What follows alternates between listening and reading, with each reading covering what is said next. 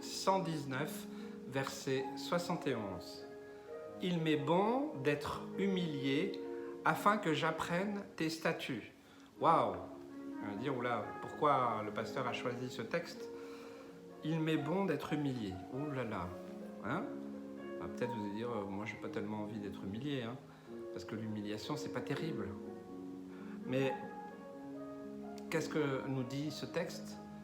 L'humiliation c'est pas pour nous détruire, c'est pas une humiliation des hommes, des autres qui veulent nous humilier, nous détruire, nous salir, nous murmurer, critiquer, juger, condamner, diviser. Je ne parle pas de ça. Et je pense que ça, il faut que ça soit clair.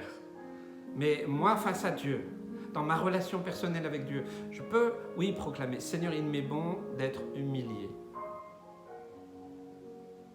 Ce n'est pas tout à fait la même chose. Si c'est les hommes qui vous humilient ou si c'est Dieu qui le fait. Parce que Dieu, lui, poursuit toujours un bon but pour nous. Alors que les hommes, souvent, ils veulent que tu sois humilié pour te détruire, pour t'éliminer, pour dire, voilà, tu es ceci, tu es cela, voilà, cataloguer. Non, Dieu ne fait jamais cela. Et en fait, c'est de la pédagogie divine. Parce qu'il y a beaucoup de choses que nous n'apprenons que dans l'humiliation, dans le brisement. Je l'ai appris et je l'apprends encore. Il y a des choses qu'on ne comprend pas. Il y a des choses pour nous-mêmes qu'on ne comprend pas. Il y a des choses pour les autres qu'on ne comprend pas. Et on a besoin d'apprendre. Si bien sûr, notre prière est de laisser le Saint-Esprit agir en nous dans cette œuvre de purification, de sanctification. Vous savez, moi je prie très souvent, pratiquement tous les jours, Seigneur, change-moi, transforme-moi, agis comme tu veux en moi. Je te laisse toute la liberté d'agir en moi dans toutes les dimensions, esprit, âme et corps, parole, pensée, action, sentiment, caractère, émotion, réaction, motivation, mobile, comportement, caractère, ADN, code génétique. Seigneur, tu as toute liberté. Et même si ma chair n'est pas d'accord, c'est pas grave, moi je te donne l'autorisation. C'est cette démarche-là. Nous ne voulons pas être humiliés pour être humiliés. Mais nous voulons apprendre, comprendre ce que Dieu veut nous dire. Que nous apprenions à marcher avec lui, à lui faire confiance. Donc on a besoin de comprendre. Si vous pensez avoir tout compris, alors je vais vous dire, vous n'avez rien compris. Vous êtes dans l'orgueil.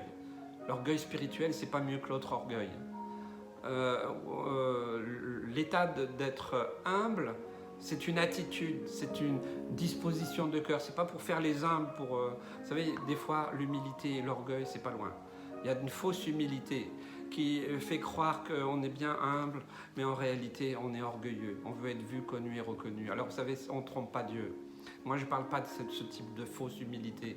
Je parle vraiment de cette humilité pour apprendre et de soumettre notre vie dans toutes les dimensions à l'Esprit de Dieu, à la parole de Dieu, qu'elle vienne nous modeler. Voilà, Seigneur, tu veux me remettre sur le tour du potier? Waouh, ça fait mal. Des fois, il faut tout casser, le potier, il est obligé de tout. Hop, allez, on recommence tout.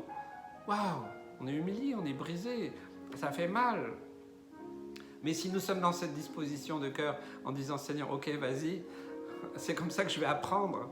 Ok, et j'accepte d'apprendre. Vous savez, on est à l'école. Moi, j'ai fait une école biblique il y a très longtemps. Mais l'école du Saint-Esprit, c'est toute la vie, hein. C'est toute la vie. Et j'aurai encore des choses à apprendre parce que je suis curieux. Je dis, Seigneur, apprends-moi. Je ne sais pas. Là, je ne comprends pas. Alors, des fois, voilà, le Seigneur me révèle par sa parole, par son esprit, par des circonstances, des temps, des personnes. Il peut utiliser tout ce qu'il veut.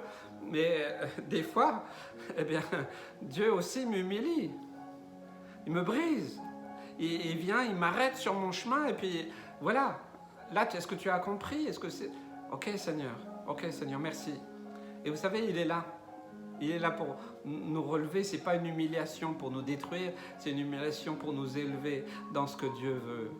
Parce qu'il nous aime tellement, il nous a tellement aimés, qu'il veut qu'on porte du fruit, qu'on soit heureux, qu'on soit vraiment épanoui. Ça, c'est ce que Dieu veut pour toi. Au nom de Jésus, amen.